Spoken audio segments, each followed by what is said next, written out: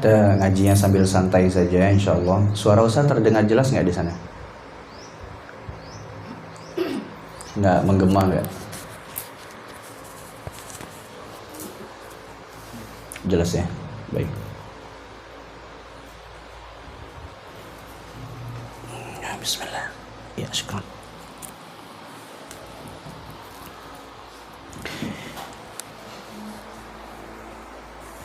Tadi kelihatan latu-latu.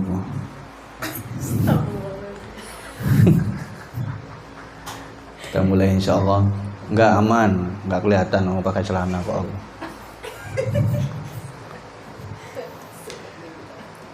Assalamualaikum warahmatullahi wabarakatuh.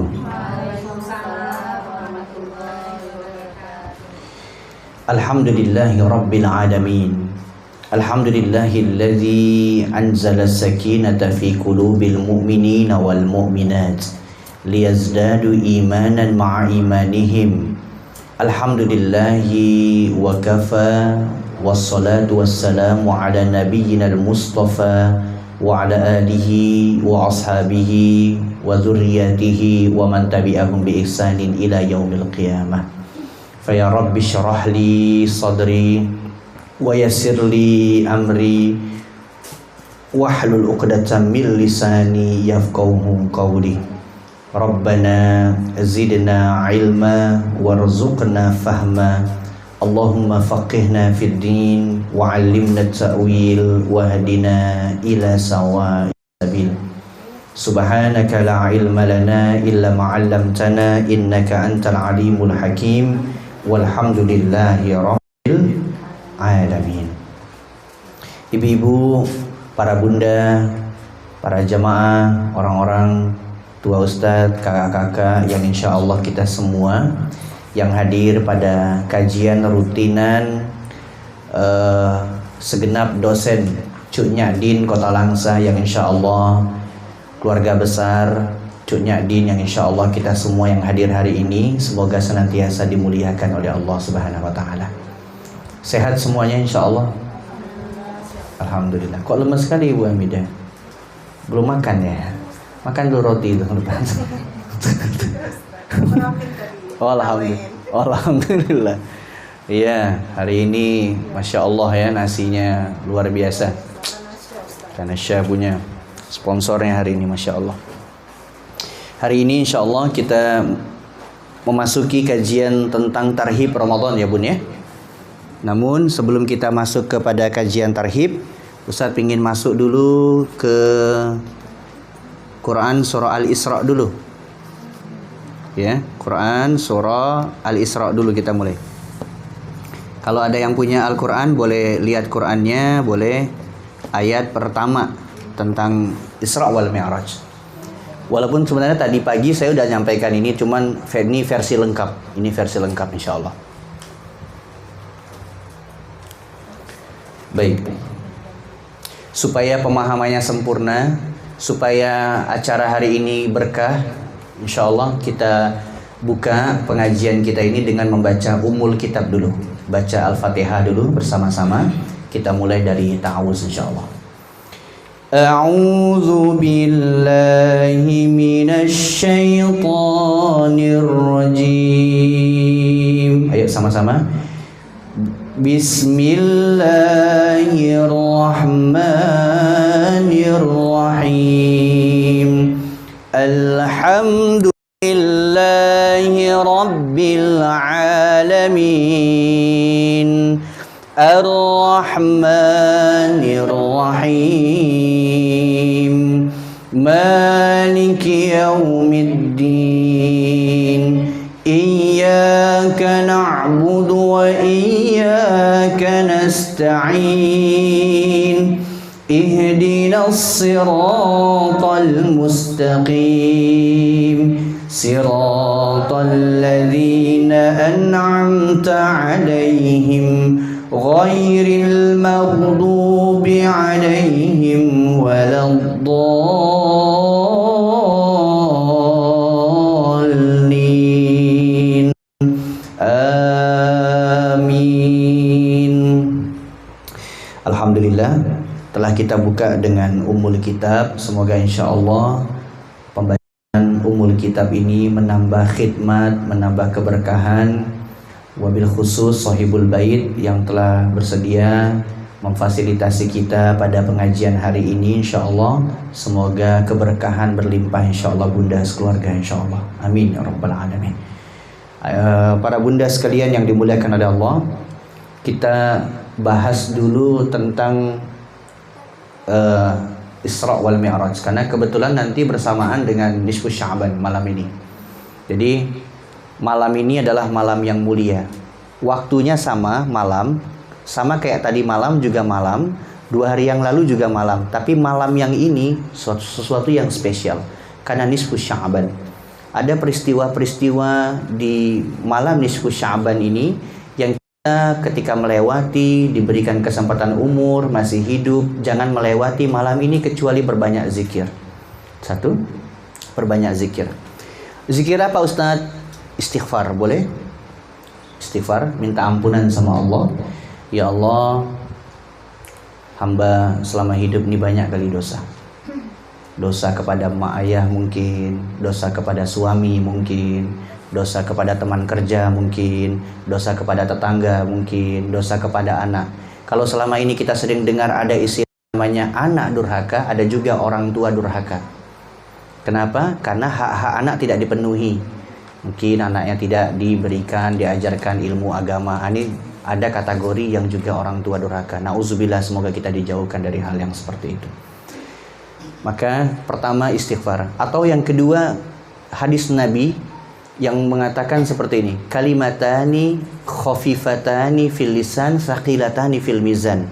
2 kalimat yang ringan diucapkan di lisan tapi berat nanti timbangannya di akhirat. Saking beratnya, ini mohon maaf ya, timbangan tuh sampai nggak bisa menimbang itu saking beratnya. Apa itu Ustaz? Subhanallahi wa bihamdihi subhanallahil azim. Itu kalimatnya. 2 kalimat nih. Subhanallahi wa bihamdihi subhanallahu wa bihamdihi subhanallahil azim. Subhanallahi wa bihamdihi subhanallahil azim. Maha suci Allah dengan segala puji baginya, dan maha suci Allah yang maha mulia. Ini 2 kalimat yang Masya Allah, Tabarakallah. Jangan melewati malam ini kecuali zikir. Walaupun kita merenung, duduk sambil nonton TV sambil zikir. Jangan lewati malam ini walaupun 1 detiknya pun insya Allah kecuali dengan zikir. Yang kedua, yang ketiga bisa dengan solawat. Perbanyak solawat. Allahumma salli ala Sayyidina Muhammad.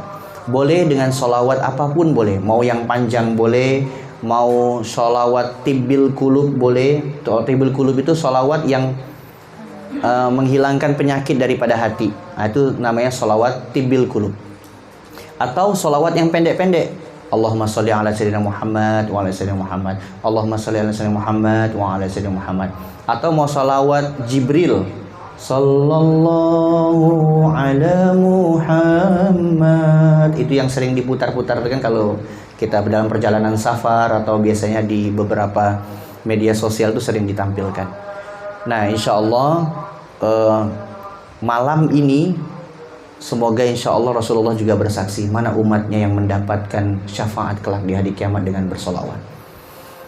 Baik, para bunda semuanya yang dimuliakan oleh Allah, hari ini kita membahas satu tema penting, yaitu Quran Surah Al-Isra. Ini Surah Al-Isra ini adalah surah yang menceritakan tentang perjalanan Rasulullah SAW dalam peristiwa Isra wal Mi'raj.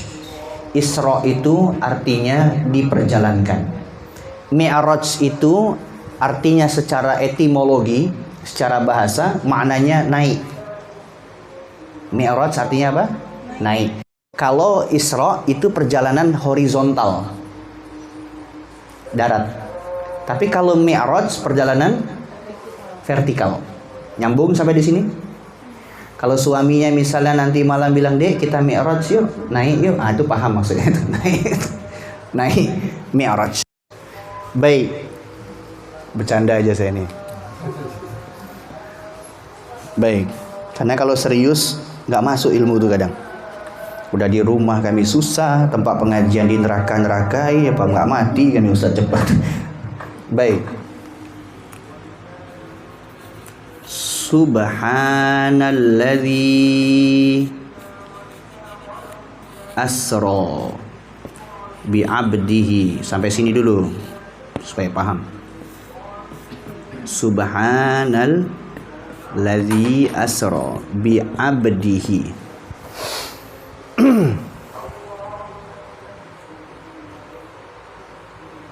Bunda, sebelum kita masuk ke sini, saya ingin sampaikan, ini peristiwa Isra Mi'raj adalah peristiwa yang tidak bisa diterima dengan akal. Ya. Sofat duduk dulu ya sayangnya. Gambar dulu boleh. Nanti dikumpul sama Ustadz ya. Hasilnya nanti saya kasih duit ya. Insyaallah. Peristiwa Isra ini adalah peristiwa yang tidak bisa diterima dengan apa? Akal. Jadi tempurung otak kita kecil ini tidak mampu menangkap peristiwa yang maha dahsyat ini. Jadi wilayah apa nih Ustadz? Bukan wilayah akal, logika nggak nyampe. Wilayah apa ini? Wilayah iman. Nyambung dulu insya Allah. Supaya nanti mendengarkan kisah Isra Mi'raj ini jangan terima dengan logika. Kalau Bunda nanti menerimanya dengan logika, nanti nggak nyambung juga. Jadi terima aja dengan iman. Oh kisahnya begini, oh kisahnya begini. Ah nggak nyambung itu, kok kayak gini ya? Kejadiannya kayak gini ya? Perjalanannya kok cepat sekali ya? Naiknya naik buruk, belum ada kendaraan buruk. Yang masih ada sekarang Avanza, Rocky, HR-V dan lain sebagainya kan? Buruk belum ada sampai sekarang kan? Yang perjalanannya naik apa? Naik buruk. Baik. Subhana. Allah mengawali firman-Nya dengan kata Subhana. Nyambung dulu sampai di sini insyaallah. Oh ya, saya lupa. Sebelum kita masuk ke ayat, catat dulu referensinya. Jadi ini berdasarkan dari kitab mana saja. Saya biasanya kalau seandainya membahas satu pengajian, ambil dulu referensi, masodirnya, supaya jangan sampai ceritanya cerita ngawur, comotnya dari mbah Google atau mbah YouTube, dari kalender, jangan, tapi betul-betul dari kitab-kitab ulama salaf. Ini namanya bukhur. Bukhur ini artinya aromaterapi, bukan apa namanya sesajen atau kemenyan dan lain sebagainya, bukan. Ini bukhur. Kalau Bunda yang udah pernah berangkat haji atau umroh, itu 1 jam sebelum azan dikumandangkan, BKM Masjidil Haram itu udah sibuk ngidupin asap ini seluruhnya keliling. Kemarin ada lihat nggak Bu Amidah? Memang dihidupkan tuh. Biasanya di beberapa majelis para habaib, cucunya Rasulullah itu dihidupkan juga. Nah insya Allah malaikat turun tuh hadir ke sini insya Allah.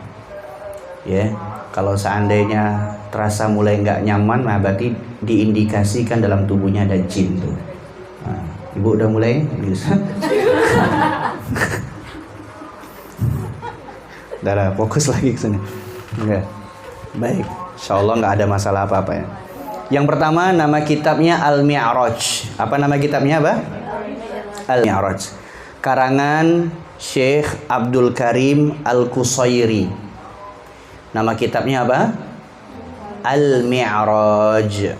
Ini ada banyak kitabnya. Paling enggak yang Bunda catat yang bisa-bisa saja. Al-Mi'raj karangan Syekh Abdul Karim Al-Qusairi. Nah. Ada juga nama kitabnya Ar-Risalah fil Mi'raj. Ar-Risalah fil Mi'raj. Karangan Imam Abul Hasan Ali Muhammad Al-Lahmi. Ar-Risalah fil Mi'raj. Karangan siapa tadi? Imam Abul Hasan Ali Muhammad Al-Lahmi. Ada juga kitab Bunda yang membahas tentang Isra Mi'raj ini, yang dia juga lengkap juga membahasnya. Namanya kitabnya Ayatul Kubra. Ayatul Kubra fi syarh Salakil Isra. Fi syarh Salakil Isra. Jadi kenapa perlu dicatat ini? Supaya ibu-ibu kalau ngaji itu jelas referensinya. Saya ngaji itu berdasarkan kitab ini. Nanti kalau ibu ditanya sama Allah, kenapa kamu melakukan kayak gini? Oh, saya ngaji pakai kitab ini kok. Referensinya jelas. Kamu kenapa kok suka sama laki-laki ini? Ya karena jelas bebet bobot bebetnya, bibitnya jelas. Nggak mungkin tiba-tiba wawak pajak belakang ibu langsung nikahi. Dia aku mau nikah sama siapa emangnya? Nah, itu nggak mungkin tuh. Nah, gitu juga kalau ngaji kayak gitu. Karena nanti ada beberapa dai penceramah yang mohon maaf kalau ceramah itu Isra Mi'raj, Maulid Nabi, kadang hobinya kadang dari awal sampai akhir ngisinya cuma ngelucu aja. Sehingga jamaah pulang ke rumah itu nggak dapat ilmu, dapatnya apa? Lucunya aja. Nah, ini yang disayangkan. Sampai panggungnya Rasulullah, panggung Maulid itu dijadikan ajang lucu-lucuan. Berat nggak tuh nanti hisabnya? Berat nggak, Bu?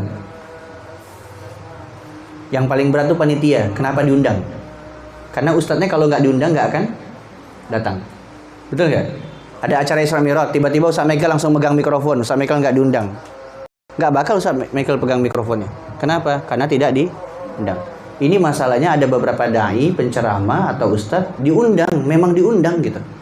Disiapkan tendanya, disiapkan nasi maulidnya gitu kan. Tapi ceramahnya ngawur kadang. Kayak gimana ngawurnya Ustadz? Malaikat Jibril turun, datang menemui Rasulullah, lalu kemudian membelah dada Nabi. Ini peristiwa Isra Mi'raj. Terus kemudian dibersihkanlah dada Nabi itu dari yang kotor tadi, terus kemudian dimasukkan lagi hatinya, terus kemudian dikembalikan seperti semula. Itu pembelahan yang ketiga. Pembelahan pertama ketika Rasulullah disapih oleh Halimatus Sa'diyah. Rasulullah sedang bermain-main dengan anaknya Halimatus Sa'diyah, tiba-tiba datang seorang laki-laki berbaju putih yang kemudian apa? Dibelah kan? Nabi diambil, terus kemudian dibentangkan di atas batu, terus kemudian dibelah. Kemudian anak-anak yang lain ngelihat, itu kenapa Muhammad? Kemudian diceritakan sama Sayyidah Halimatus Sa'diyah. Mak, kira-kira bahasa kita gini. Mak, tadi Muhammad dibelah dadanya. Siapa yang membelah? Nggak tahu. Orangnya putih besar. Itu peristiwa yang pertama. Nah, Isra Mi'raj ini pembelahan yang ketiga. Ada penceramah yang seperti ini, dia yang jelaskan, malaikat Jibril turun, datang menemui Rasulullah, lalu kemudian membelah dada Nabi, diambil ini isinya, jantung hatinya, terus kemudian dibersihkan pakai air zam-zam, dibersihkan dengan telaga Kautsar namanya, terus kemudian dimasukkan lagi jantung itu, ya, seolah-olah pembersihan itu dari yang kotor sehingga menjadi bersih. Terus kemudian malaikat Jibril naik lagi ke langit. Pernah dengar ceramah Isra Mi'raj gitu? Pernah? Kalau ada dai penceramah ustadz yang seperti ini, berarti dai ustadznya ustadz goblok deh. Kenapa? Dipastikan ini ustadz kalau ngaji Isra Mi'raj dia nggak ngambil dari kitab asli, kitab para ulama-ulama salaf. Dari mana dia dapatkan? Dipastikan pasti searching di Google. Atau dia dengerin ceramah ustadz yang lain yang kebetulan mohon maaf nih, ceramahnya ini mohon maaf dari si fulan ke fulan, fulan ke fulan, yang mohon maaf referensinya pun juga nggak jelas. Makanya ini kita catat dulu nih referensinya. Makanya saya bilang catat bun, semampu bunda saja. Yang pertama, nama kitabnya tadi apa? Al-Mi'raj. Karangan siapa tadi? Abdul Karim Al-Qusayri. Yang kedua, nama kitabnya tadi apa? Ar-Risalah fil Mi'raj. Isma juga harus ngambil ilmu juga. Ar-Risalah fil Mi'raj. Pastikan ruh di sini, jangan ruh di sini, jasad udah di mana-mana. Jasadnya di sini, ruh nanti ke pajak belakang. Ya. Ya. Karangan siapa? Imam Abul Hasan Ali Muhammad Al-Lahmi. Yang ketiga, nama kitabnya tadi apa? Ayatul Kubra fi Syarh Salakil Isra. Karangan siapa, Bun? Imam As-Suyuti. Imam apa? As-Suyuti. Ini ulama terkenal nih, Imam Suyuti ini. Kemudian ada juga bun, nama kitabnya Qissatul Mi'raj. Kisah-kisah tentang Mi'raj. Mi'raj tadi apa artinya? Naik ke atas. Rasulullah diberangkatkan. Qissatul Mi'raj. Karangan siapa Ustaz? Sayyid Usman Syata itu tulisannya S-Y-A. Syata bin Muhammad Syata. Karangan siapa? Sayyid Usman Syata bin Muhammad Syata. Ada juga bun kitab yang membahas tentang Isra Mi'raj ini dan lengkap ini juga. Nama kitabnya nama kitabnya adalah An-Nurul Wahhaj. An-Nurul Wahhaj fi qissatil Isra wal Mi'raj. An-Nurul Wahhaj fi qissatil Isra wal Mi'raj. Siapa pengarangnya Ustaz? Pengarangnya adalah Ali Zainal Abidin. Ali Zainal Abidin bin Muhammad Al-Hadi Al-Barzanji. Biasanya kalau maulid kita baca kitab Barzanji kan? Nah, Ali Zainal Abidin bin Muhammad Ali Zainal Abidin bin Muhammad Al-Hadi Al-Barzanji ini adalah kakeknya pengarang kitab Barzanji. Cobalah yang kita di kampung-kampung, mak-mak kampung itu, kami di Tamiang pasti baca kitab Barzanji. Di Langsa pun juga baca kitab Barzanji kan. Nah, ini tadi Ali Zainal Abidin, ini kakeknya nih. Dia Ali Zainal Abidin bin Muhammad Al-Hadi Al-Barzanji, kakeknya pengarang kitab Maulid Al-Barzanji. Kitabnya kakeknya ini yang tadi An-Nurul Wahhaj fi Qissatil Isra wal Mi'raj itu nanti disyarah. Disyarah itu apa ya? Dijelaskan kembali, lebih jelas, lebih rinci lagi dengan cucunya. Jadi cucunya juga jadi ulama. Nah, cucunya ini mensyarah kitab kakeknya, namanya Tajul Ittihaj. Apa nama kitabnya?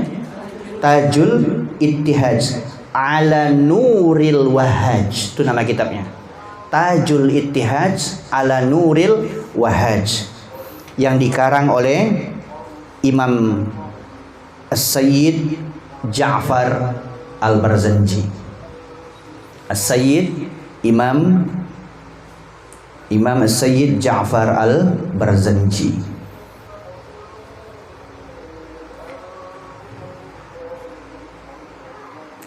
Ada juga bunda kitab selanjutnya namanya Qissatul Mi'raj. Sama kayak tadi juga namanya Qissatul Mi'raj tapi beda pengarang. Kalau yang tadi Qissatul Mi'raj karangannya Said Usman Syata bin Muhammad Syata kan yang pertama tadi. Kalau ini Qissatul Mi'raj juga, tapi nama pengarangnya adalah Syekh Yusuf bin Ismail An-Nabhani. An-Nabhani. An-Nabhani.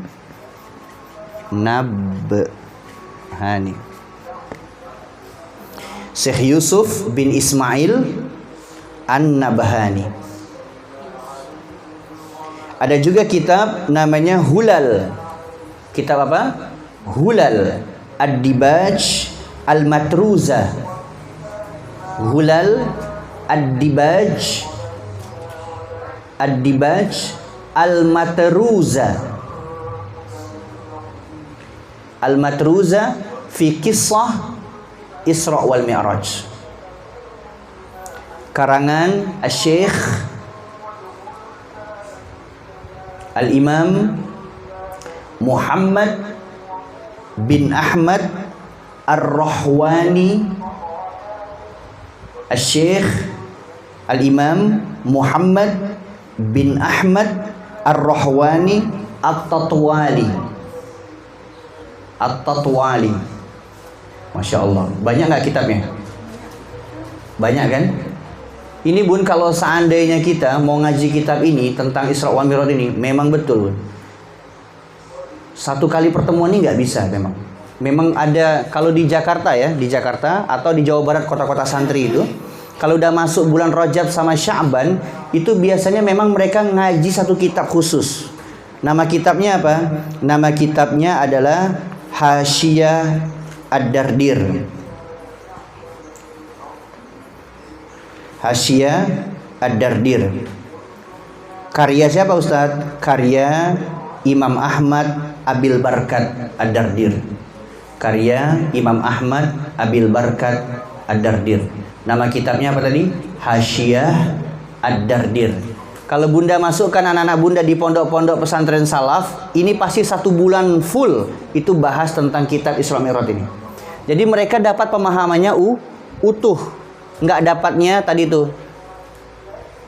Dan malaikat Jibril turun, dada Nabi dibelah, ya, diambil hatinya yang kotor itu, lalu kemudian dibersihkan. Kata siapa? Dada Nabi itu kotor tuh kata siapa? Jangankan, mohon maaf ya, jangankan dada Nabi. Ini saya cerita yang kotor-kotor dulu. Air kencing Nabi itu suci, Bu. Air seni. Tapi jangan disamakan dengan kencing kita, nggak sama. Ya, kencingnya Nabi itu suci. Darahnya Nabi itu suci. Darah Nabi, kencing Nabi, kotoran Nabi itu suci. Percaya nggak kotoran Nabi suci? Hah? Percaya nggak? Ini disebutkan dalam kitab Asy-Syifa. Nama kitabnya Asy-Syifa yang membahas ini. Satu ketika Nabi itu punya kebiasaan, terbiasa sebelum istirahat beliau buang air kecil dalam bejana, mangkok. Nah, di dalam mangkok itu Nabi simpanlah air seni tadi itu, dibawa dipan dia, dibawa apa, ranjang, firosh, kasur. Ketika terbangun, pingin sholat tahajud, tiba-tiba bejana tadi, tempat kencingnya Nabi itu, tidak dilihat, nggak ada lagi di bawah dipannya. Kemudian dipanggil Ummu Salamah, wahai Ummu Salamah, di mana bejana yang tadi aku letak di bawah dipan? Kemudian, oh ada ya Rasulullah, sebentar saya ambilkan. Diambil, dibalikkan lagi bejana tadi. Terus kemudian ketika dibalikkan, Rasulullah bertanya, di mana isinya? Kan sebelum tidur tadi kan istirahat kan buang air kecil dulu. Isinya di mana, Bun? Sudah aku minum ya Rasulullah. Kemudian Rasulullah bertanya, kenapa engkau minum?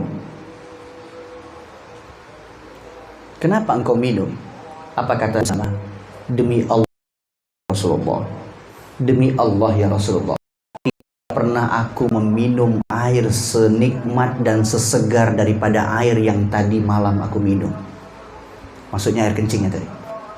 Apa kata Rasulullah? Wallahi, demi Allah, tubuhmu diharamkan disentuh api neraka jahanam. Kenapa? Masuk air seni Nabi di sini. Nabi suatu ketika, kisah yang lain, lagi bekam. Orang kalau seandainya bekam, Bun, apa yang dikeluarkan? Darah. Darah apa? Darah kotor. Kemudian ketika selesai bekam itu, dipanggil sahabat Nabi, ya. Apa kata Nabi? Nabi memanggil Abdullah bin Zubair. Abdullah bin Zubair, ta'ala huna. Abdullah bin Zubair, sini dulu sebentar. Kenapa ya Rasulullah? Ini tolong dibuang darah ini di tempat yang jauh dari pemukiman warga. Jangan sampai ada orang yang tahu itu darahku. Karena kalau tidak nanti bahaya.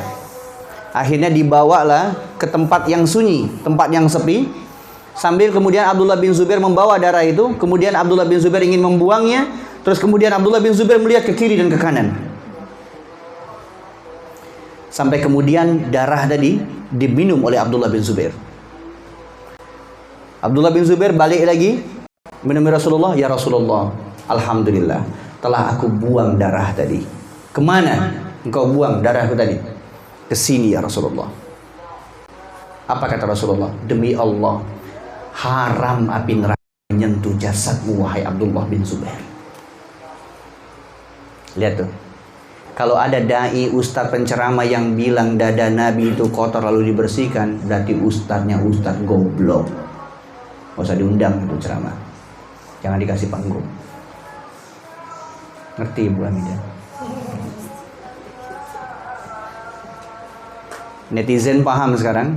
Kalau ada ustadz atau penceramah yang berani menyampaikan tentang malaikat Jibril turun membersihkan dada Nabi yang kotor lalu kemudian dibersihkan, dibalikkan lagi jantung dadanya, saya sampaikan dari sekarang, berarti ustadznya penceramahnya penceramah goblok. Sinause, belajar dulu yang benar. Kenapa? Kalau enggak jadi pemahaman yang salah oleh umat. Yang nanti ribet siapa? MPU yang jadi ribet, MUI yang jadi ribut. Kenapa? Karena kembali harus menjelaskan dengan penjelasan yang benar. Kalau seandainya nanti Bunda dapatkan, oh berarti dada Nabi itu kotor, malaikat Jibril, oh jadi bersih. Berarti seolah-olah berpikiran kita memang kotor berarti dadanya. Padahal apa tadi? Jangankan cerita hati Nabi, air kencingnya saja suci. Paham nggak, Bun? Saya kasih logika begini. Kenapa saya katakan bahwa dada Nabi itu suci, kencing Nabi itu suci? Malaikat Jibril itu mensucikan sesuatu yang telah suci. Jadi dada Nabi itu suci sudah. Turun peristiwa Isra Mi'raj ini, karena peristiwa ini bukan peristiwa yang biasa, peristiwa yang sangat istimewa. Sehingga dibersihkan dulu nih sebelum berangkat perjalanan jauh. Ibu-ibu kan pasti kalau mau berangkat ke Banda Aceh atau mau berangkat ke Jakarta pasti be-make up dulu kan. Nggak mungkin naik pesawat asal berondong gitu-gitu, nggak mungkin. Ya kan? Pakai lipstick dulu yang rapi gitu. Mau naik pesawat, bukan naik labi-labi. Betul nggak? Nah Rasulullah itu dibersihkan dulu tuh sebelum berangkat tuh. Kalau saya kasih logika begini, ibu-ibu wudu, setelah berwudu pasti suci dong, betul nggak? Berwudu lalu kemudian suci. Pertanyaannya sederhana, setelah berwudu bersuci menjadi suci, terus kemudian 5 menit atau 10 menit kemudian berwudu lagi, boleh nggak? Boleh nggak? Udah wudu, panas nih Ramadan luar biasa, udah wudu nih. Habis itu karena panas kan nggak boleh minum air dan lain sebagainya. Berwudu lagi, boleh nggak untuk mendinginkan suhu badan? Boleh nggak? Boleh. Atau nggak boleh lagi kalau sudah berwudu nggak boleh wudu lagi? Bu Hamidah kemarin gimana di sana? Udah wudu, kemudian pingin wudu lagi karena suasana mungkin hangat, panas dan lain. Wudu lagi pakai air zam-zam, boleh nggak? Boleh.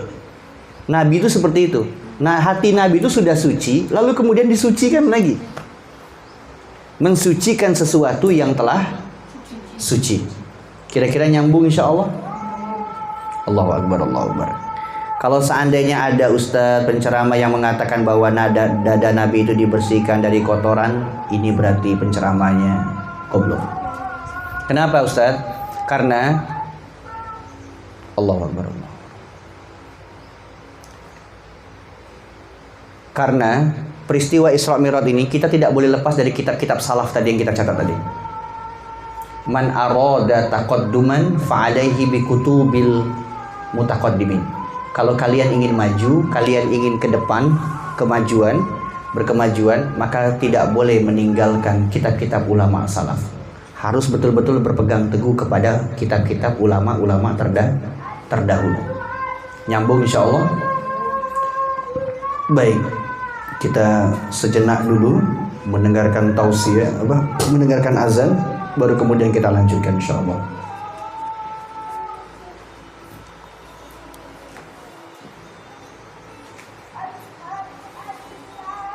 Mana yang bisa dikonsumsi?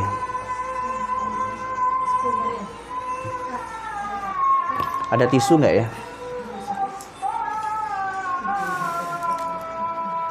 Izin.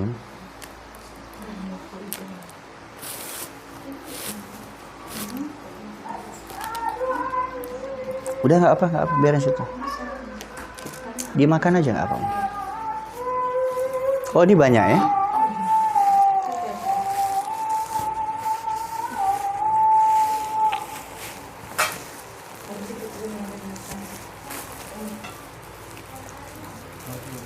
Ada yang bertanya, Isma? Jadi mati.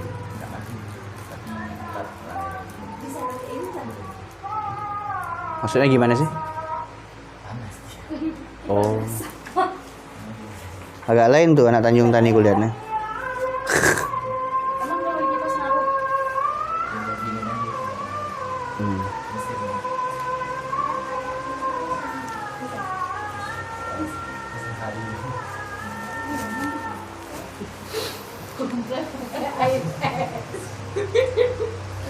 Itu es batu ada.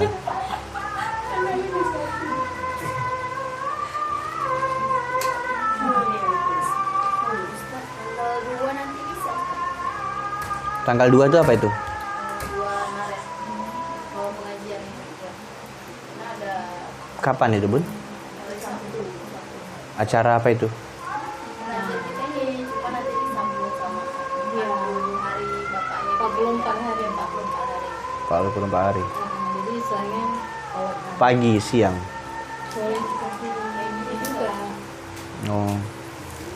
Karena tadi yang saya dapat kabar ngisi kajian di alumni haji ya. Cuman habis asar. Kalau di acara tempat Bunda mungkin misalnya dimajukan agak siang jam 2 atau setengah 3, bisa insya Allah. Kalau habis asar yang tidak bisa.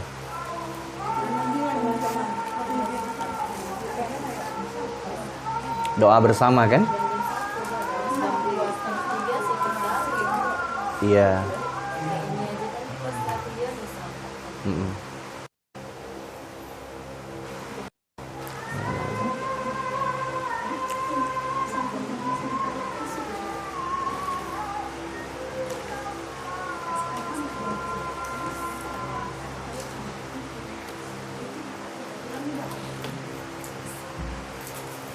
La ilaha Haqqan la ilaha illallah Muhammad Rasulullah sallallahu alaihi wasallam Allahu akbar wassalatu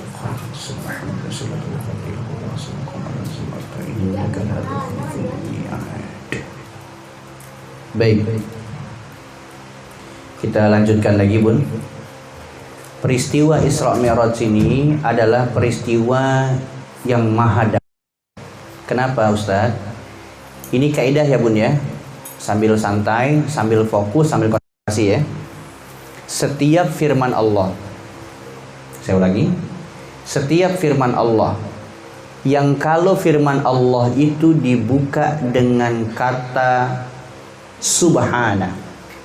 Subhana ini kata apa nih? Kalimat apa?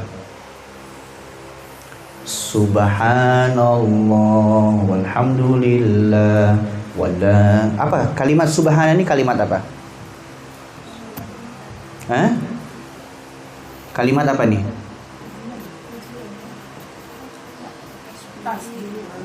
Kalimat tasbih kan? Betul nggak? Jarang zikir nih kayaknya. Nggak ke tasbihnya gitu. Oh iya. Nggak mikir ke tasbih. Kalimat apa ini? Tasbih. Setiap firman Allah yang diawali dengan kalimat tasbih, ini maknanya berbeda dengan ayat yang nggak dibuka dengan kalimat tasbih. Contoh, ada ayat yang pakai inna, ada yang nggak pakai inna dalam Quran. Itu beda, Bun. Kalau makna yang pakai inna, itu maknanya Allah sedang ingin menyampaikan informasi yang benar-benar penting, jangan dilewati. Itu pakai inna. Makanya namanya huruf taukid, harfu taukid, pakai inna. Ada ayat di dalam Al-Quran tentang puasa Ramadan. Surah kedua Al-Baqarah ayat 183. Ya ayyuhalladzina amanu kutiba alaikumusiyam kama kutiba alal ladzina min qablikum la'allakum tattaqun. Di situ ada kata la'alla kan? Betul nggak sih? Lala. Kalau ada ayat yang pakai la'alla, ini beda sama ayat yang nggak pakai la'alla. Bedanya di mana, Ustadz? Maksudnya ini apa?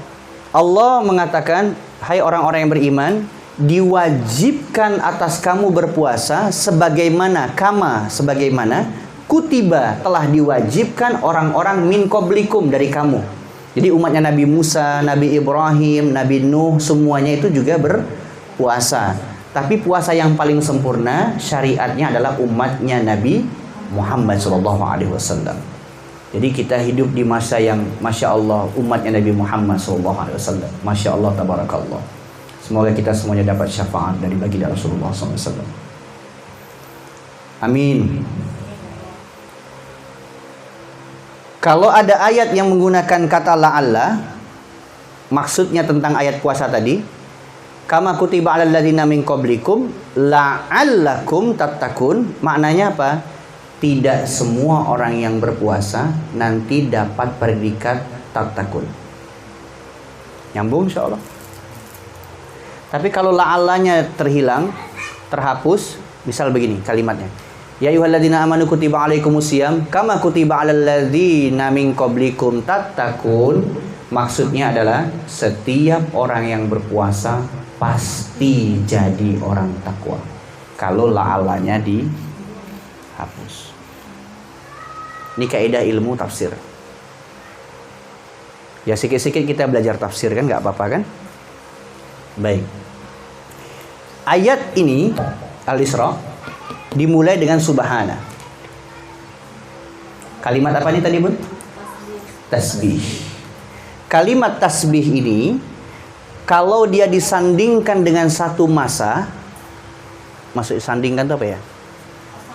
Dipasangkan, dikaitkan dengan satu masa, berarti masa yang dimaksudkan itu bukan masa waktu yang biasa-biasa saja.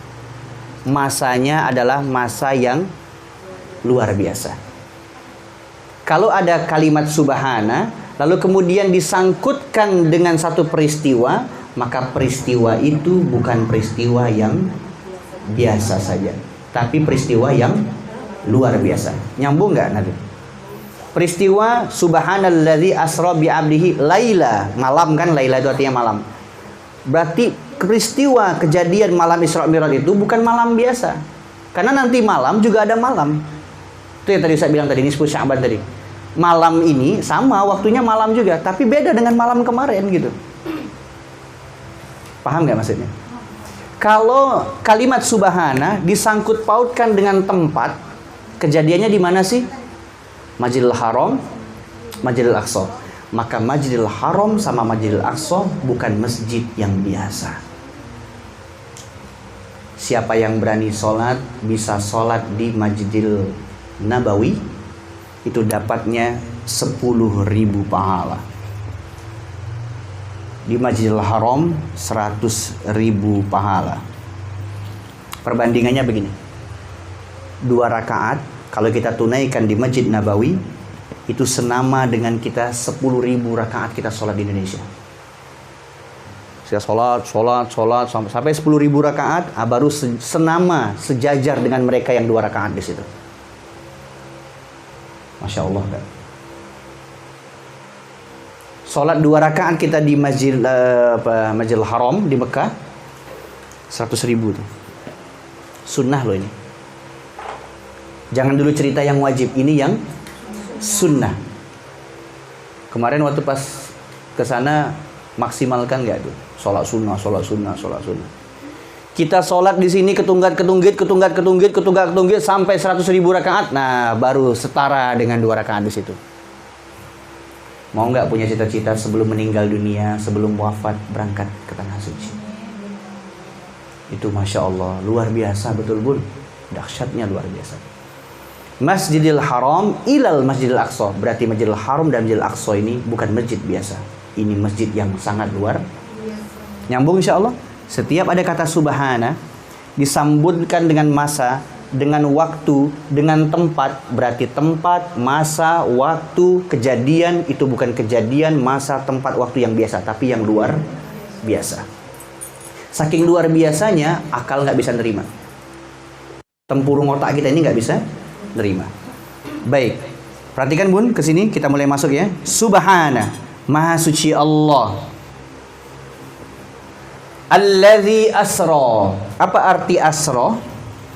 Tadi Ustaz sudah jelaskan tuh di Mudawan Nur tadi. Asro, apa arti asro?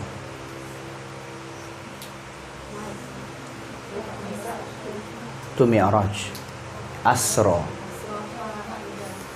Maha suci Allah yang diperjalankan.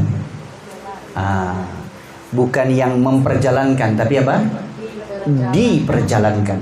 Karena memang Nabi Muhammad itu malam hari itu, malam kejadian Isra Mi'raj itu memang betul-betul diperjalankan. Karena ada riwayat yang begini, Rasulullah itu peringatan Isra Mi'raj itu bukan diperjalankan, karena Rasulullah itu berangkat Isra Mi'raj, peristiwa Isra Mi'raj itu dalam mimpi. Hadisnya dari Sayyidah Aisyah, itu hadisnya seperti itu. Tapi hadis ini dibantah oleh sebagian hadis yang lain yang lebih kuat, bahwa Rasulullah SAW itu betul-betul berangkat. Jiwa raga dia berangkat semuanya. Bukan mimpi, bukan fil manam, bukan dalam tidur mimpinya, bukan. Tapi betul-betul diberangkatkan. Kenapa Ustadz kejadian Isra Mi'raj ini terjadi? Karena di tahun itu adalah tahun Amul Huzn, tahunnya bersedih. Sayyidah Khadijah meninggal dunia. Nabi sedihnya luar biasa. Kemudian paman tercintanya Abu Thalib juga meninggal di tahun yang sama. Yang selama ini support dakwah Nabi itu meninggal di tahun yang sama. Bagaimana cara Allah menghibur kekasihnya? Sehingga dibawalah healing. Nah, nggak ada tiba-tiba kejadian Isra Mi'raj. Ada kejadian dulu tuh sebelum. Nabi sedang bersedih hati. Bapak meninggal, atuk meninggal. Gimana caranya? Dibawa jalan-jalan. Jalan-jalannya bukan ke Tangkahan, bukan ke Dragon Plate di Langkat, bukan ke Brastagi, tapi jalan-jalannya naik ke Sidratul Muntaha. Masya Allah, ini udah mulai nyambung ya. Jadi subhanalladzi asra. Asra. Saya lupa tadi, subhana ini bun ada makna dua. Makna subhana ini dua. Satu, yang pertama maknanya adalah at-tanzih. Ma makna tanzih?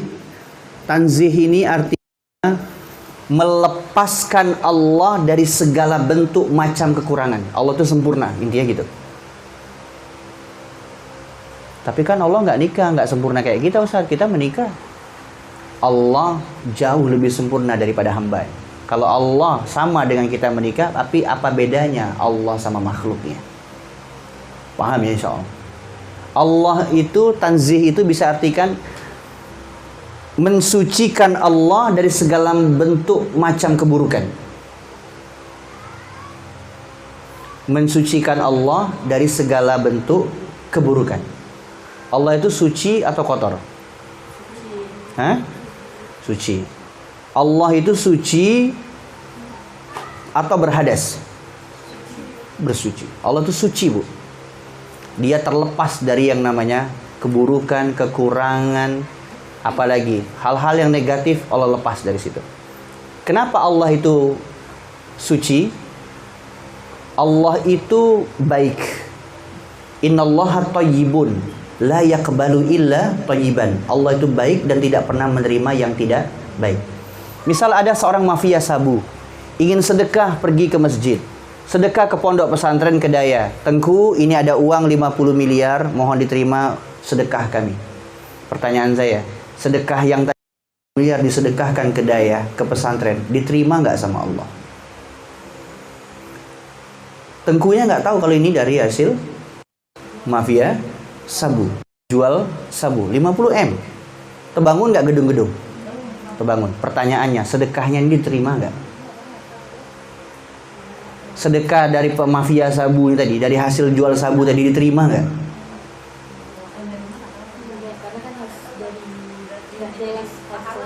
Hah? Jadi apa? Pertanyaannya, Allah kasih pahala enggak?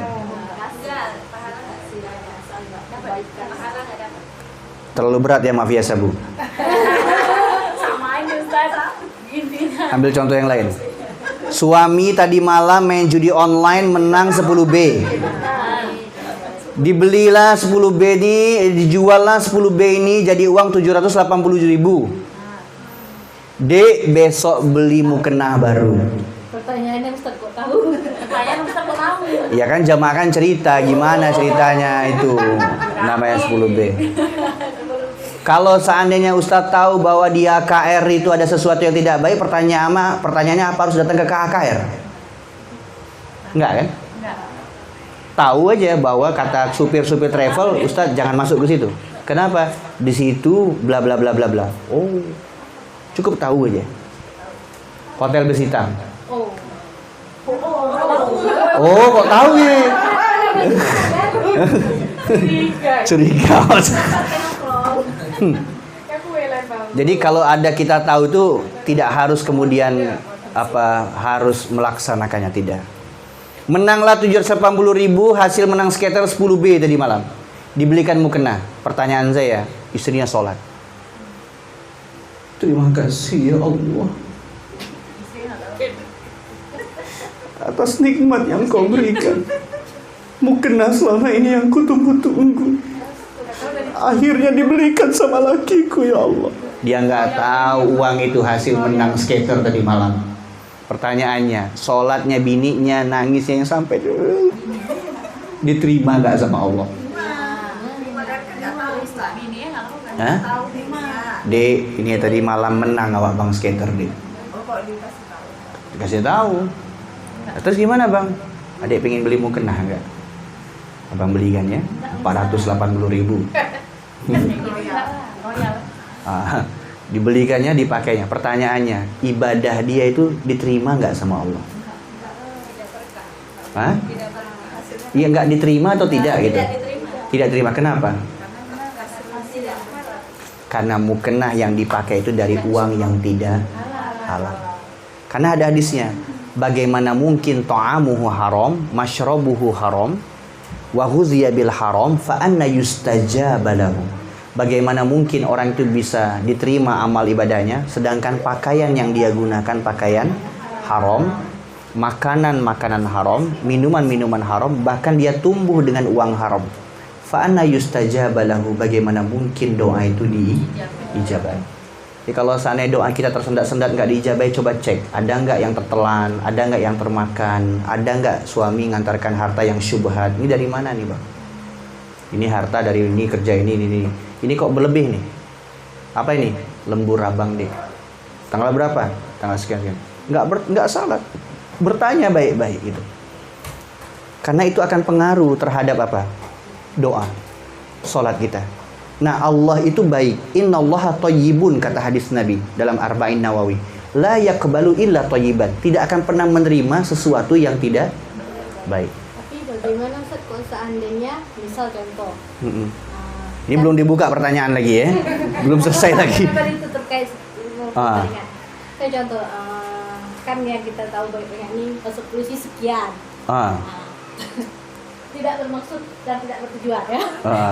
Itu rahasia umum dah tuh. Iya, rahasia umum gitu kan. Iya. Tapi kan misalnya kita nikah kan dari masuk awalnya sudah sogok. Terus kan kita rumah tangga, hasil nafkahnya gimana gitu Ustaz? La'anallahu rashi wal murtashi. Rasulullah menyebutkan dalam hadisnya, Allah melaknat orang yang menyuap dan menerima suap. Hadisnya jelas, nggak perlu ditafsirkan lagi. Kalau suami masuk polisi, masuk tentara, masuk PM, dia ikut tes, lalu kemudian lulus, sudah dinyatakan apa? Lulus, sudah dinyatakan lulus. Ya. Lalu dinyatakan lulus. Setelah lulus, kata atasannya, kamu lulus. Kalau kamu mau lulus sekian. Maka ini bukan masuk dalam kategori sogok menyogok. Dia mengambil hak dia,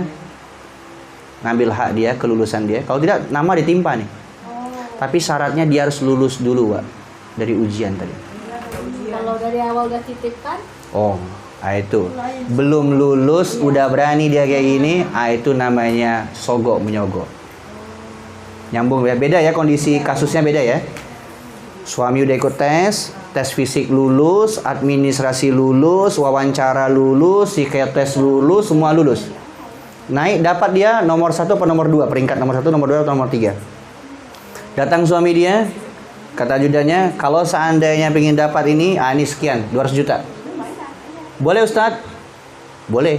Dia ambil, masuklah nama dia. Dan udah lulus. Dia berikan. Dia mengambil hak dia. Kecuali suami ibu sudah dinyatakan tidak lulus. Mohon maaf, nggak lulus. Tolonglah terimalah aku lah. 300 juta. Dia mengambil hak orang lain yang harusnya tadi hak itu tadi lulus. Maka hukumnya ini adalah haram. Coba pertanyakan lagi sama laki, bang dulu kayak gimana?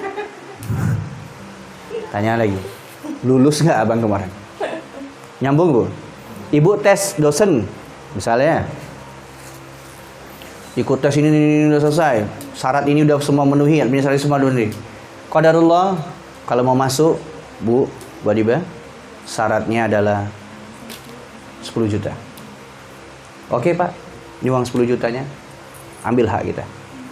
Tapi udah dinyatakan lulus dulu dengan predikat A+ misalnya. Memang bagus. Ya. Kita bayar 10 juta, ambil hak kita. Tapi kalau seandainya, mohon maaf bu, ibu nggak lulus. Tapi kalau ibu mau lulus, 10 juta deh. Ini nggak boleh. Hukumnya haram. Jelas insya Allah? Ya? Paham? Ustaz, kalau udah dilakukan kayak gini gimana Ustaz? Tobat nasuha lah ya. Karena pengaruh itu nanti. Subhana maknanya tanzih. Melepaskan, menghilangkan Allah dari segala bentuk macam kekurangan. Atau mensucikan Allah dari segala bentuk keburukan. Nyambung insya Allah? Allah itu baik, tidak pernah menerima yang tidak baik. Nyambung insya Allah? Ini kita ngaji nih, niatnya karena Allah, bukan karena nggak enak supaya temannya ini, enggak. Tapi betul-betul niat karena Allah, maka apapun kondisinya semuanya diterima oleh Allah. Tapi kalau karena sebab, kalau aku nggak datang nanti nggak enak, kalau aku nggak datang nanti rugi soalnya ada banyak puding di situ. Itu berarti bukan karena Allah. Diterima nggak Ustadz? Itu yang berat tuh.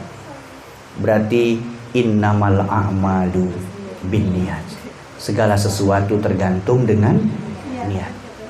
Termasuk kita punya anak. Punya anak nih niatnya apa? Niatnya selain ibadah, anak ini insya Allah Ustadz saya niatkan untuk semoga bermanfaat untuk agama, bangsa dan negara. Punya anak kan? Dari hasil pernikahan punya anak. Niatkan untuk apa? Kemanfaatannya untuk bangsa, negara. Kapan Ustadz? Nantilah, bukan sekarang, tapi nanti.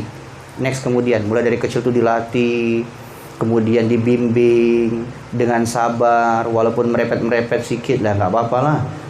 Terus dilatih, dibimbing sampai dia jadi orang. Niatnya apa? Niatnya adalah karena Allah Subhanahu wa taala supaya nanti suatu saat dia bermanfaat untuk orang lain. Meninggal kita, tenang kita pun. Kita meninggal dunia tidak meninggalkan rumah. Kita meninggal dunia tidak meninggalkan jabatan. Kita meninggal dunia tidak meninggalkan harta atau emas batangan yang kita simpan itu. Enggak. Kita meninggal dunia karena kita meninggalkan iman. Meninggalkan apa? Iman. Subhana, makna yang pertama adalah tanzih. Makna yang kedua adalah baro'ah. Melepaskan Allah dari segala bentuk macam kekurangan. Yang kedua, allazi asra. Tadi apa? Diperjalankan. Bi'abdihi. Apa arti bi'abdihi? Maha suci Allah yang Rasulullah SAW diperjalankan bi'abdihi. Abd, al-abd. Ma mana abd? Hamba. Al-abdu. Abdu somad. Hamba Allah yang bergantung. Abdur Rauf, Abdur Rahman, Abdun artinya apa? Hamba. Hamba itu siapa? Ya kita lah hamba. Disebut hamba kalau dia memenuhi dua unsur. Satu yang pertama, nih bun, al-jasadu. Yang kedua, ar-ruh. Ya. Kalau cuman jasad nggak ada ruh, berarti orang mati dia. Itu tadi. Ada Ustaz bayangan. Berarti hamba masih abad. Disebut sebagai hamba kalau dia syaratnya memenuhi dua unsur ini. Satu, jasad. Ada fisiknya, kelihatan. Yang kedua, ada ruh. Yang menggerakkan Ustaz bisa gerak seperti ini, kita bisa bergerak ini, ruh. Kalau ada jasad, nggak ada ruh, berarti orang meninggal, wafat. Sebelum dimakamkan, orang yang wafat itu, jasadnya ada nggak? Ada. Ruhnya ada nggak? Nggak. Ruhnya sudah dicabut. Kalau ada ruh, nggak ada jasad, itu namanya roh gentayangan, jin. Nyambung insya Allah. Iya, aku lihat itu loh, tapi mana tadi dia? Ah, itu roh gentayangan, hantu, ya, iblis, jin, setan. Pernah lihat tuh? Belum pernah, alhamdulillah. Bi'abdihi maknanya adalah bahwa Rasulullah itu diperjalankan oleh Allah bukan lewat mimpi, tapi ruh dan jasadnya memang betul-betul diperjalankan oleh Allah. Kemana Ustadz? Dari Masjidil Haram ke Masjidil Aqsa. Sampai di Masjidil Aqsa ada kisah nih bun. Rasulullah sholat 2 rakaat, yang sampai sekarang kalau nanti kita ada rezeki datanglah ke Aqsa. Di bawah kubah kuning itu ada batu besar. Nah, di situ Rasulullah sebelum Mi'raj, Rasulullah sholat 2 rakaat di situ. Batunya besar, ditutup pakai gembok, ditutup pakai kerangkeng, nggak boleh seorang orang sembarangan masuk. Ustazah Halimah Al-Aidrus itu diberikan kesempatan masuk ke situ.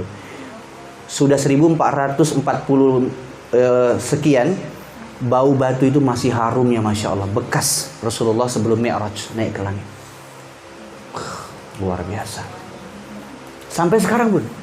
Nah, sampai sekarang. Kemudian Ustazah Halimah Al-Aidrus yang biasa kita sering dengar di YouTube, beliau tanya, ini parfum di mana belinya? Saya suka banget nih parfum. Kata penghuninya, tak ada pernah orang yang masuk ke dalam ruangan ini ngasih-ngasih parfum kayak di Ka'bah itu kan biasanya dilap-lap tuh kan. Ini nggak ada. Ini bekasnya Mi'raj. Masya Allah, coba bayangkan, udah ribuan tahun loh bun. Sampai sekarang baunya semerbaknya, masya Allah. Kenapa Palestina, terutama Gaza, Masjidil Aqsa itu kok istimewa? Ujiannya pun juga istimewa. Yang dibombardir bukan Masjid Agung Darul Falah, bukan. Ya, Masjid Darul Falah istimewa juga, bagus, baik juga, tapi nggak seistimewa itu. Karena masyarakatnya, penduduknya istimewa.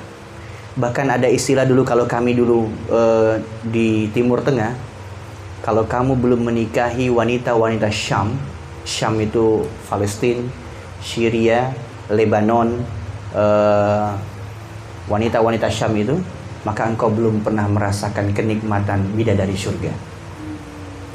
Saking segitunya dahsyatnya. Wahai netizen, banyak para janda yang harus diselamatkan di sana. Ada 3 bangku lagi Ustaz. 3 bangku lagi. Maknanya apa? Maknanya bahwa orang-orang itu luar biasa bu. Nggak cuman Masjidil Aqsa-nya yang istimewa. Coba perhatikan kalimatnya. Subhanalladzi asra bi'abdihi laylan minal masjidil harami ilal masjidil aqsa alladzi barakna haulah. Bahkan orang-orang yang ada di sekitar Masjidil Aqsa itu, sekitarnya. Gaza kan berarti sekitar juga kan di Palestina. Itu semuanya diberkahi oleh Allah Subhanahu wa taala. Bagaimana wafatnya, syahidnya para syuhada, bau darah mengeluarkan bau kasturi.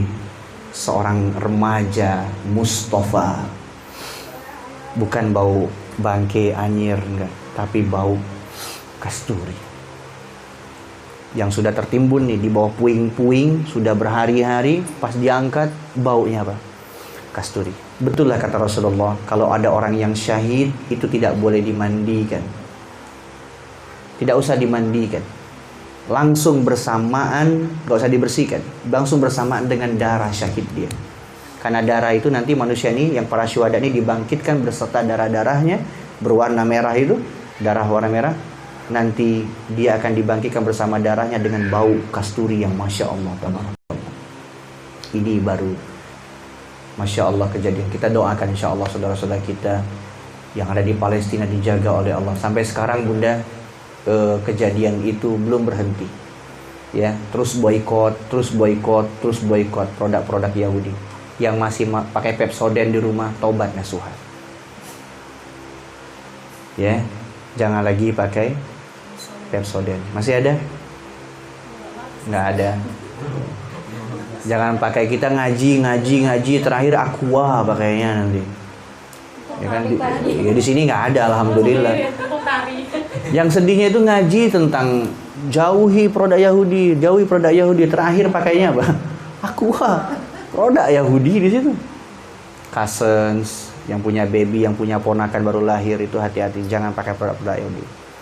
Kita insya Allah doakan terus saudara-saudara kita sampai detik ini. Jangan sampai kita dialihkan dengan pemilu ini terus bergeser pemikiran kita ke situ ya. Doakan terus. Ya Allah bantu saudara-saudara kami. Allahumma ansur ikhwana dan mujahidina fi Palestin. Ya Allah bantu saudara-saudara kami. Karena kejadiannya itu malam. Ini saya catat di sini ya. Karena di Huda wa Nur tadi nggak ada papan tulisnya. Itu bunyi ayatnya gimana, Bun? Subhanalladzi, apa tuh ayatnya?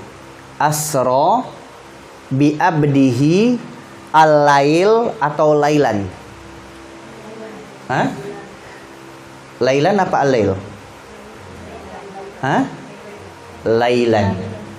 Kalau Allah menyebutkan kata lailan, berarti maknanya adalah kejadian itu, Isra Mi'raj itu tidak diketahui berapa masa waktunya.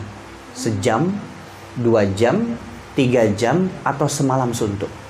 Tapi kalau disebutkan di situ kata al-lail, ya, sepanjang malam. Kalau pakai alif lam, ma'rifah. Kalau bentuknya nakiroh seperti ini, tidak ada alif lam. Tanda nakirohnya ini tanwin nih. Lailan nggak ada pakai al di depannya. Maksudnya adalah kejadian ini, wallahu a'lam bishawab. Tidak ada orang yang berani menerka. Mungkin bisa jadi 1 menit. Karena kejadiannya cepat. Berangkatnya juga bukan naik pesawat, tapi naik apa? Buruk. Buruk. Dari kata barkun. Burokun. Dari kata apa? Barkun. Artinya apa, Bun? Barkun artinya apa?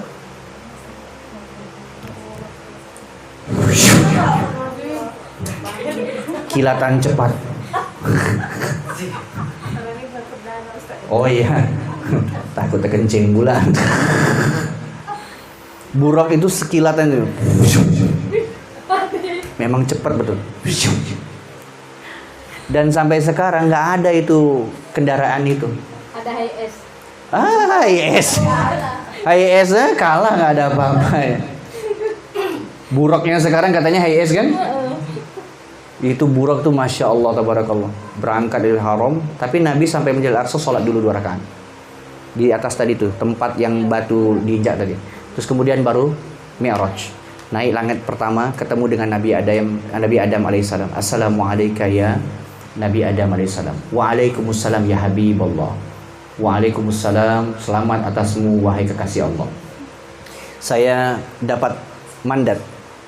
Ada satu peristiwa tentang syariat yang nanti diwajibkan kepada umatku, yaitu sholat. Berapa sholatnya? Kalau umatku sekian rakaat, dari 50 waktu ya, 50 waktu. Wah, kalau 50 waktu kayaknya berat umatku. Ya udah, kalau kamu mau dispensasi, naiklah ke langit selanjutnya. Coba tanyakan, mana tahu nanti dapat dispensasi di atas. Naik lagi ke langit kedua. Nabi sholat tuh di langit pertama, ketemu Nabi Adam. Naik lagi ketemu nanti Nabi Musa. Naik lagi ketemu Nabi Ibrahim. Naik lagi sampai langit ke-7 tuh. Kemudian sampai tibalah nanti 5 waktu, Bun. Dari 50 turun ke 40, turun ke 35, turun ke 20. Nabi tahu betul bahwa umatnya itu kalau 50 waktu nggak bakal bisa. Kenapa? Banyak yang lalai gitu. Sholat. Sampai terakhir berapa? 5 waktu. 5 waktu, bukan 5 rakaat. 5 waktu. Yang Rasulullah SAW ketika pada waktu mau ngecap stempelnya, kan harus naik ke mana? Sidratul Muntaha ya kan? ngajak siapa? Berangkatnya barengan sama siapa? Jibril kan? Bilang sama Jibril, wahai Jibril, yuk kita berangkat yuk ke Sidratul Muntaha. Apa kata Jibril? Ya Rasulullah, kalau ke Sidratul Muntaha aku tak mampu. Karena kalau aku bertemu dengan Allah, aku akan hancur berkeping-keping. Aku tidak bisa, karena bertemu dengan zat yang maha. Nabi Musa dulu pernah disebutkan dalam Al-Quran, ingin bertemu dengan zat Allah di atas bukit Tursina. Apa kata Allah? Wahai Musa, kalau engkau aku tampakkan cahayaku, nurku ini, jangankan engkau wahai Musa, bukit Tursina ini akan hancur berkeping-keping dan tidak akan kembali sebagaimana bukit Tursina sampai hari kiamat. Baru ditampakkan sedikit langsung pingsan kan Nabi Musa. Tapi kenapa Rasulullah SAW ini diperkenankan bertemu dengan Allah, melihat langsung? Karena Nabi Muhammad adalah bagian daripada nurnya Allah Subhanahu wa Ta'ala. Jadi kata Nabi Malaikat Jibril, aku ini diciptakan memang betul dari cahaya, tapi aku bukan bagian dari cahaya Allah.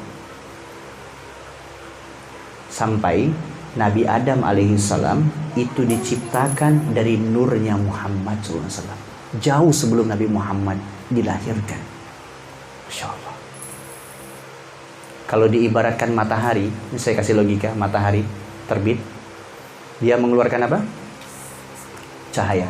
Cahayanya yang mendekati bumi atau buminya yang dekat sama matahari? Mataharinya terbit, cahaya keluar cahaya kan? Pancaran cahaya. Cahayanya yang datang ke bumi atau matahari yang mendekat ke matahari? Bumi yang mendekat ke matahari. Hah? Kalau bumi dekat sama matahari, hancur nggak bumi? Ini bermil-mil ya. Kita jauh nih dari matahari. Bunda berdiri tuh sini, lihat matahari. Sanggup nggak lihat matahari gini? Pening. Bisa buta mata kita, betul nggak? Andailah planet atau meteor dekat sama matahari, hancur nggak ini? Hancur. Matahari terbit, dia mengeluarkan cahaya. Ketika matahari tenggelam, ada nggak sesuatu yang kembali ke matahari ini? Apa? Ya, senja itu apa? Cahaya itu sendiri kan? Cahaya yang tadi dikeluarkan, balik lagi nggak? Iya. Nah, seperti itulah Rasulullah dengan Allah Subhanahu wa Ta'ala. Rasulullah itu bagian daripada nurnya Allah Subhanahu wa Ta'ala. Tapi malaikat Jibril bukan bagian daripada nurnya Allah. Rasulullah berangkat dengan jasad dan ruhnya. Naik apa Ustadz? Naik buruk. Tapi sampai langit ke-7 buruknya berhenti. Memang dijemput khusus. Dengan apa Ustadz? Dengan terompah. Tahu terompah, Bun? Sendal. Ketahuilah sendalnya Nabi jauh lebih mulia daripada malaikat Jibril alaihissalam. Sendalnya Nabi sanggup naik satu, nggak hancur. Jibril nggak bisa. Kalau Jibril berangkat pecah, keping, hancur. Bunda tahu jarak kita sama Allah itu kalau pengen ketemu, itu jaraknya itu ada kurang lebih sekitar 70.000. Ada kayak lapisan. Setiap lapisan itu mengeluarkan kayak bunyi apa? Air yang gemerincing air. Setiap satu bunyi air itu jaraknya 10.000. Jadi 10.000 bunyian itu.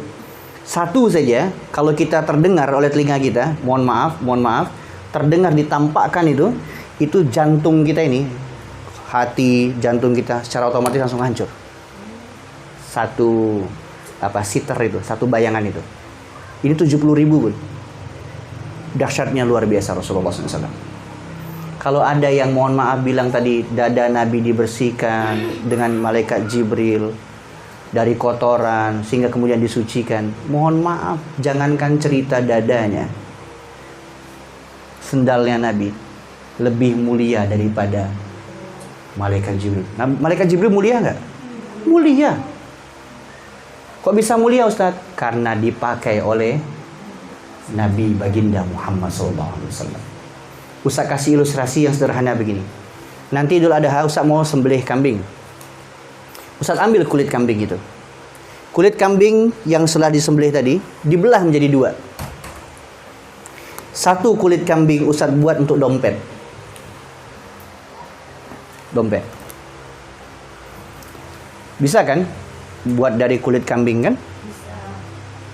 Pertanyaannya, ketika kulit kambing itu Ustaz sudah jadikan dompet, boleh nggak dompet ini, Ustaz pegang dompet ini tanpa wudhu?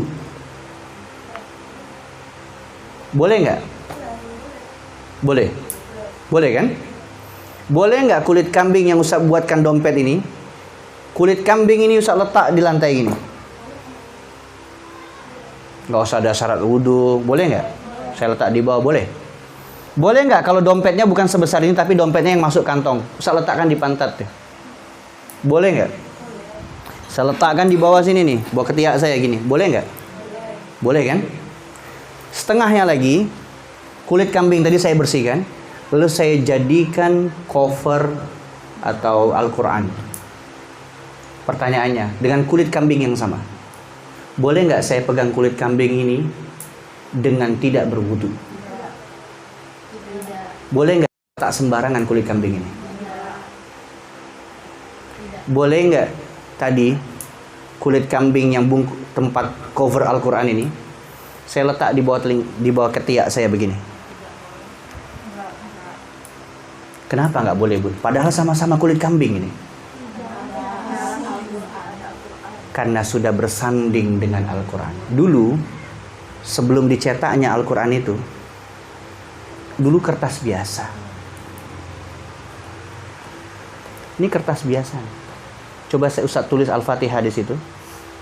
Kertas itu bukan jadi kertas biasa lagi. Nggak boleh Bunda injak-injak. Nggak boleh sejajar dengan kaki lagi. Kita ini biasa nih. Tapi ketika Bunda dekat dengan Quran, jadikan anak yang penghafal Quran. Anak ini bukan anak biasa. 5 anak yang kita lahirkan, 5-5-nya bukan anak biasa. Kenapa? Karena ada Quran di sini.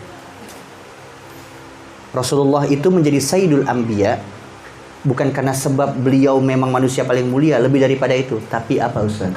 Yaitu Allah turunkan Al-Quran kepada beliau. Setiap sesuatu yang berkaitan dengan Al-Quran pasti mulia semua. Betul nggak sih? Quran diturunkan di hari Jumat. Jumatnya itu jadi induk hari ya.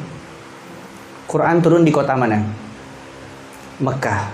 Mekahnya jadi kota yang paling suci, paling mulia, bukan? Quran turunnya kepada malaikat siapa? Kan turun malaikat kan? Jibril. Jibrilnya jadi Sayyidul Malaikat. Induknya malaikat siapa? Kalau seandainya Quran itu bukan diturunkan oleh malaikat Jibril tapi ke Mikail. Mikail kan? Maka Mikail jadi Sayyidul Malaikat. Tapi melalui Jibril, maka Jibril lah menjadi mulia. Apalagi? Quran turunnya di bulan apa, Bun?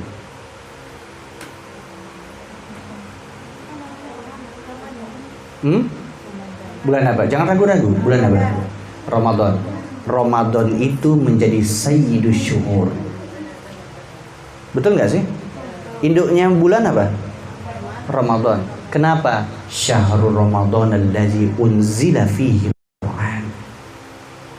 Siapa yang mau mulia di mata Allah, siapa yang mau mulia di mata manusia, maka jangan pernah tinggalkan Al-Quran.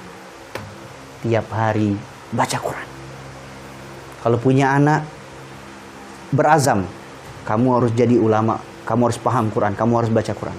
Kalau kamu sayang sama emak, kamu jadi penghafal Quran. Betul? Ya kan? Ya Bang? Betul Ibu? Di dunia saja dimuliakan, apalagi di akhirat. Betul gak? Mau masuk tentara nggak perlu pakai sogok-sogok, sudah ada jalur khusus. Betul gak? Mau masuk kampus, kampus mana coba yang paling terkeren, terbeken, termantap seluruh Indonesia? Mau masuk mana? UI. UI ada jalur khusus tahfizul Quran. Fakultas mana yang paling pingin dimasukkan? Kedokteran. Ada jalur khususnya. Lihat tuh. Kalau anak kita nggak hafal Quran, ikut cara reguler. Bersaing dengan ribuan manusia tuh, mahasiswa, calon mahasiswa baru. Tapi kalau sana dia hafal Quran, Masya Allah, mulia banget. Itu di dunia bun, saya cerita dunia. Karena masih ada juga orang-orang tua zaman now, orang-orang tua ibu-ibu muda, orang-orang tua akhir zaman ini. Nanti kalau anakku ngapal Quran, dia jadi Pak Imam, jadi imam kampung, tukang-tukang baca doa. Iya Allah. Dulu 2 tahun yang lalu Ustadz pergi sama Ayang Beb. Ya orang rumah lah. Kok siapa? Emang janda mana yang ku bawa? Janda yang mana? Ustadz pergi sama Ayang Beb. Pergi kemana Ustadz? Ustadz pergi ke Topkapi, museumnya Rasulullah di Turki. Jadi Ustadz berangkat ke Turki, berangkatlah menuju ke museum Rasulullah itu. Luar biasa bun. Memang betul, apapun yang melekat dalam diri Rasulullah semua jadi mulia. Jenggotnya Nabi itu diletakkan di dalam kaca besar, terus kayak tabung kecil gitu. Tabung kecil, tabungnya itu kayak emas gitu. Jauh sebelum kita mau ngeliatin kayak gini, jarak sekitar kurang lebih ya seginilah, itu udah bau harum wanginya luar biasa tuh dari tempat kotak kaca itu. Dan di dalam ruangan itu, selain daripada jenggot Nabi itu berwarnanya merah pekat. Kalau suami masih laki-laki kan, ada jenggot dia, kasih tahu mulai dari sekarang bang, merah kan jenggot kita. Bener kan? Untuk mengikuti apa? Sunnah Nabi, betul nggak? Jangan diwarnakan pink. Warnanya apa? Merah. Suami berjenggot nggak? Enggak. Siapa yang suaminya berjenggot?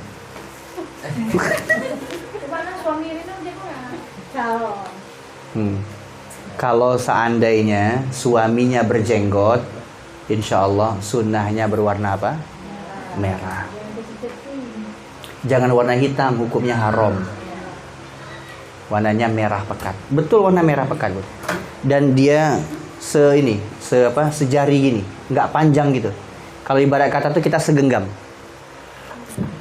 Ini kalau sana ibu punya suaminya jenggotnya sampai ke sini kayak Syekh Puji gitu. Kan Syekh Puji kan yang viral nikahin anak gadis di bawah 17 tahun kan, ada 2 tahun setelah. Terus panjang ini nih. Nah, ini berarti nggak sunnah. Sunnahnya apa? Sunnahnya jenggot Nabi apa? Segenggam. Sunnahnya. Terus warnanya apa? Merah. Dan bun, ini yang saya ingin sampaikan poinnya. Di dalam ruangan museum itu ada lantunan suara Al-Quran oleh imam masjid di era sekitar museum itu. Imam itu naik di atas mimbar, kira-kira mimbarnya kecil lah ya, tapi naik ke atas gitu. Kayak ada tangga-tangga gitu, naik beliau di sana. Beliau baca Quran dari jam 8 sampai sore jam 5. Waktu sholat berhenti. Dibacakan oleh penghafal Al-Quran, gajinya 68 juta sebulan. Cuman baca Quran. Suruh baca Quran dari jam 8 sampai jam 5 sore, waktu sholat berhenti, waktu zuhur berhenti, waktu asar berhenti. Gajinya sebulan 68 juta, cuman disuruh baca Quran saja. Dan itu nggak setiap hari kita baca, ada 3 orang nanti sif-sifan, ganti-gantian. Dari jam sekian dari jam 8 sampai jam 11 ganti orang. Dari jam 11 sampai jam 2 ganti orang. Dari jam 2 sampai jam 5 ganti orang. Jadi satu hari itu 3 kali. Gajinya berapa? 68 juta. Masya Allah, mulia banget nggak? Jangan jadi wanita mandul, kata Rasulullah. Siapa yang wanita mandul ya Rasulullah? Man laisa lahu lam yuladu bihi. Mereka adalah wanita-wanita yang bukan tidak punya anak. Justru wanita mandul ini dia punya anak. Tapi anak yang dilahirkannya tidak ada satupun yang mau menjadi bagian keluarganya Allah, jadi ahlul Quran. Itulah yang disebut oleh Rasulullah wanita yang mandul. Nauzubillah, semoga kita dijauhkan dari seperti itu. Jadi jangan sampai kita punya anak tapi anaknya nggak ada yang mau jadi penghafal Quran. Jangan sampai. Ingat, kalau bunda udah nggak hafal Quran, suami juga nggak hafal Quran, kita masih bisa untuk masuk surga. Gimana caranya? Fasilitasi anak kita jadi penghafal Quran. Udah banyak sekolah-sekolah yang basicnya sekarang Quran. Bahkan negeri pun sekarang sudah pakai Quran. Nggak cuma swasta aja. Betul nggak, Bu? Betul, ya. Ustadz di Min Pilot juga. Min Pilot itu sekarang Quran juga. Ada eskulnya, eskul Quran. Masya Allah. Nanti kalau bunda fasilitasi, bunda juga dapat insya Allah pahala yang sama. Dalilnya begini. Man dalla ala khairin mithlu ajri fa'ilihi. Barang siapa yang memfasilitasi orang berbuat baik, dia dapat pahala yang sama tanpa mengurangi pahala orang lain. Yang ngafal Quran siapa? Anak. Yang usaha mati-matian ngafal Quran, ngantuk-ngantuk, dia sampai capek. Siapa yang ngafalnya? Anak. Yang dapat pahala siapa? Orang tua. Yang masuk surga siapa? Orang tua. Seorang penghafal Quran, kalau dia sudah hafal Quran, dia tidak akan masuk ke dalam surga sampai memastikan mak ayah dia, atuk kakek dia, nenek dia, pakcik makcik dia yang sudah ditetapkan sebagai penghuni neraka jahanam itu karena banyak bermaksiat kepada Allah, lupa sholat 5 waktu, dia pastikan semuanya masuk ke dalam surga sampai kemudian dia masuk pintu yang paling terakhir. Jadi tidak akan masuk dalam surga penghafal Quran sampai memastikan dulu keluarga besarnya udah masuk duluan. Masya Allah. Cita-citalah masuk surga. Melalui pintu apa Ustaz? Quran. Nanti Ramadan jangan pernah lepas dari Quran. Orang tidak disebut puasa Ramadan kecuali tiap hari dia berinteraksi dengan Quran. Karena ada orang yang nanti ketemu Ramadan ya puasa tapi baca Quran malas-malasan. Tidaklah disebut orang ketemu Ramadan kecuali dia berinteraksi dengan Al-Quran. Subhanalladzi asra bi 'abdihi lailan. Udah tahu tadi lailan? Jarak, maksudnya waktu masa peristiwa itu tidak diketahui. Minal Masjidil Haram ilal Masjidil Aqsa. Dari Masjidil Haram ke Masjidil Aqsa. Jadi ibu-ibu, para bunda sekalian yang dimuliakan oleh Allah Subhanahu wa taala, Rasulullah sallallahu alaihi wasallam itu memang betul-betul diberangkatkan oleh Allah Subhanahu wa taala ke langit bukan melalui mimpi. Sebagaimana firman Allah, Subhanalladzi asra bi 'abdihi. Disebut abd kalau dia memenuhi 2 unsur. Ada jasad, ada ruh. Kalau bunyi kalimatnya begini, Bun. Subhanalladzi bi ruhi lailam minal masjidil haram, gitu ya. Bukan bi 'abdihi tapi bi ruhi. Berarti yang berangkat apa? Ruh. Ruh saja. Betul tuh mimpi. Tapi kalau bi'abdihi disebut abd, hamba, kalau dia memenuhi 2 unsur. Satu jasad, ada fisiknya, ada ruhnya. Kenapa Isma bisa bergerak? Karena Isma dia ada ruh. Coba ruhnya dicabut sama malaikat Israel. Masih bisa gerak? Tak bisa. Betul, Bu? Kenapa Ibu masih bisa gosipin Ustaz? Karena ruh masih ada. Kalau ruhnya sudah diambil, Mikail menyampaikan informasi kepada Israel, ya kan? Ibu-ibu yang baru datang ini belum kenal sama Ustaz. Michael itu kan Mikail kan? Temannya Israel. Misalnya kesan pertama ikut pengajian, Ustaz tuh asik nyindir aku aja, jijik kali aku. Mama komplek tahu kan? Ya, tapi di sini nggak ada insya Allah ya. Betul-betul ngambil berkahnya insya Allah. Baik, sampai di sini dulu. Kira-kira ada pertanyaan, Bun? Ada yang mau bertanya? Nggak ada pertanyaan. Jelas nggak kira-kira? Hah? Betul. Ayat ini dibuka dengan kalimat tasbih, subhana, maknanya tanzih, melepaskan Allah dari segala bentuk keburukan, bla bla bla. Jelas nggak kira-kira dari awal sampai akhir? Jelas ya? Referensinya tadi juga jelas kan? Alhamdulillah. Kira-kira malaikat Jibril itu mensucikan Allah dari sesuatu yang telah suci, lalu kemudian disucikan kembali. Bukan mensucikan sesuatu yang tadinya kotor lalu dibersihkan, bukan. Nyambung ya Bu ya? Toharotu tathir. Toharotu tathir itu maksudnya mensucikan sesuatu yang telah suci. Tadi Ustaz ngambil logika kayak ibu wudu, habis itu wudu lagi, boleh nggak? Kayak gitu juga, sesuatu yang sudah suci kemudian disucikan lagi. Baik, insya Allah. Ada pertanyaan?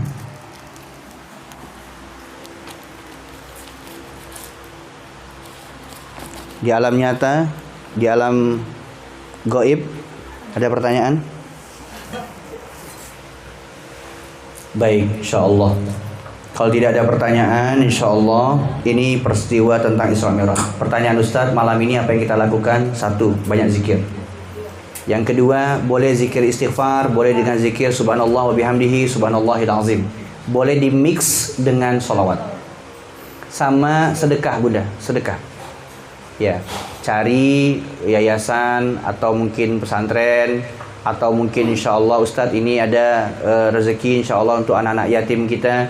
Boleh, Ustadz tolong terima sedekah ini apa adanya, dan insya Allah niatkan untuk keutamaan fadilah malam yang sangat mulia ini.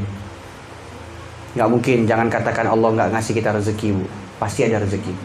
Walaupun cuma 5.000, walaupun 10.000, ya, walaupun cuma segelas air, Bunda sedekah, carilah sedekah.